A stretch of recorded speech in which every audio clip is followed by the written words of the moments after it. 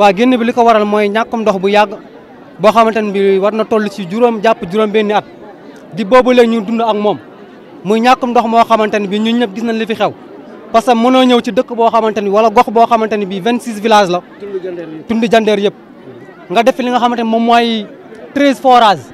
jël ndox mi yóbbu ko Dakar sampal ñu ay robinet yoo xam ay robinet mbedd la saa bu ñu xëyee dañuy jàkk suñu sareet dem ci robinet yi du root pour mën a naan ba pare waa Dakar bu ñu bëggee root ubbi seeni robinet du tolloog juróom-benn at ñu koy ñaxtu loolu mooy suñu jotaayu tey jii nii. waaw arrêté boobu aussi yàgg nañ cee topp lu tolloog presque 2 ans ñu ngi koy xaar pour mu signer arrêté bi. ministre de l'hydraulique man mii di wax ak yéen Cheikh Tidiane Dièye heure bu posté kii am nu mu tudd sax pas Facebook wala tweet maa ngi fay commentaire mais ba léegi dara. Tiwaawan gàmmu gi weesu man sama jëm bopp daje naa ak moom mu ànd ak le premier ministre Ousmane Sonko ma ni Cheikh ba mën waa ma ni ndoxum jandeer mi wax ci mais booba léegi dara amuñu ci benn relation waaw. loolu mooy suñu soxla te mooy suñu yitte ñi taxaw ngay gis yëpp loolu moo leen fi indi mooy ndox mi nu mu gën a gaawe nañ ko branché parce que mënatu ñoo xaar liñ mënoon a muñ nañ ko muy juróom-benni at ñuy sacrifié liñ nag mënatu ñoo muñ fii la suñ bool li muñ fees li wolof waaye di wax nag kuy waaj a dee wéqu mënatuñu ñuy interpellé nag président de la république Bassirou Diomaye Faye di interpellé ministre bi nga xamante ne bi moom mooy Cheikh Tidiane Dièye ak premier ministre Ousmane Sonko nañ ñëw situation jandeer bi sonn nañ tàyyi nañ damm nañ góor ñi dañoo yenu ay bureau ba seen mbagg yi summeeku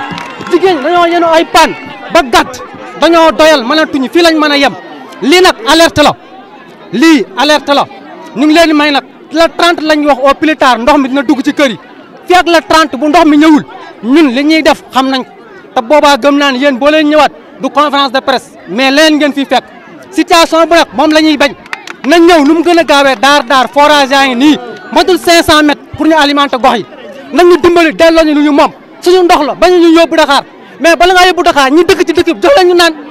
moo leen ñoo xañ am ndox ba pare jël ndox waa Dakar ji leen ñu def xañ ndox am ndox nga xañ ñun loolu mënul nekk loolu lañ mënatul a muñ dañ cee sonn di leen ciy woo nag ni mu gën a gaawee nañ ñëw ndox mi ñu branché ñu ubbi suñu robinet di naan comme waa Dakar ndax kat ñoo leen ci gën a yay ndax suñuy suuf lañ ko def waaw loolu mooy kàddu yi. ñun dañoo sonn am lu nekk suñu dënn yi ñu bëgg kaa yëkkati metti na torop ndox la ñu bëgg ndox mi fukki forage ak ñett mu nekk suñu gox gi te mënuñu see am di ko alimenter Dakar ñun sonn nañu tàyyi nañu damm nañu ñun dañoo feebar fi mu toll féppay metti foo bës féppay metti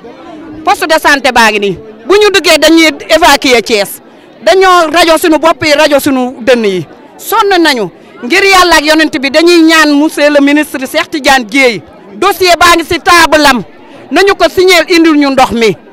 sonn nañu tàyyi nañu ñu ngi koy woo di woo monsieur le président di woo Ousmane Sonko ñun sonn nañu mag ak ndaw sunu góor ñi fi mu toll sonn nañu fu ñu demee di takk jabar ñu ne tund jandeer duñ leen may jabar ndax dañoo yenu bay bëgg a dee kenn nanguwut a sëy si xale yu jigéen ñi kenn nanguwut a sëy si sunu góor ñi sonn nañu te dañoo war a yor jabar loolu moo leen téye fu ñu yóbbu may ñu delloo leen ka sunu benn xale bu góor bii majeur gaañu oto yanu ko ndax lan camion dafa rooti heure timis duggaatul këram déegu métti naka yàlla yërëm te jéggal ko te lii lépp moom la ñun sonn nañu Cheikh Tidiane Dièye ñun say jigéen say yaay say doom ñoo lay ñaan ndox mi mu ñëw sonn nañu boo ñu yërëmul yërëm ñu ñun yërëm nañu sunu bopp dee nañu ñun ndox la ñu bëgg ndox la ñu bëgg ndox la ñu bëgg ndox la ñu bëgg si Tor Jandeer wasalaam. Déjà, je vais entamer mes propos par vous souhaiter les bienvenus dans notre majestueuse cité que vous voyez. Néanmoins que nous n'avons pas de l'eau, donc bienvenue, soyez les bienvenus. Donc cette interview a vu le jour juste parce que on a eu des difficultés à rencontrer pour avoir l'accès à l'eau. Donc en rappel, on a l'État du Sénégal a implanté plus de 13 forages ici pour abreuver Dakar. Donc du fait que Dakar était en manque en eau potable, ils sont venus dans nos terres implanter 13 forages. Pendant ce temps-là, nous avons toutes les peines à trouver de l'eau. Donc du coup, on s'est levé en mai 2023 pour faire une manifestation spontanée. Donc ce qui nous avait amené à une convocation à la gouvernance de Thiès. Après cette réunion, on a eu des concertations avec la SONES, la CNO et l'OFOR. Donc on était convenu qu'on allait installer un château d'eau pour que ce château d'eau-là puisse nous fournir de l'eau. Mais ça fait presque deux ans aujourd'hui, parce qu'aujourd'hui on est le 15 et la réunion c'était le 4 mai 2023. Aujourd'hui on est le 15 mai, donc c'est 2 ans et 4 ou 5 jours. Donc du coup, depuis là, on est toujours dans un état de flou. Aucune date n'a été communiquée sur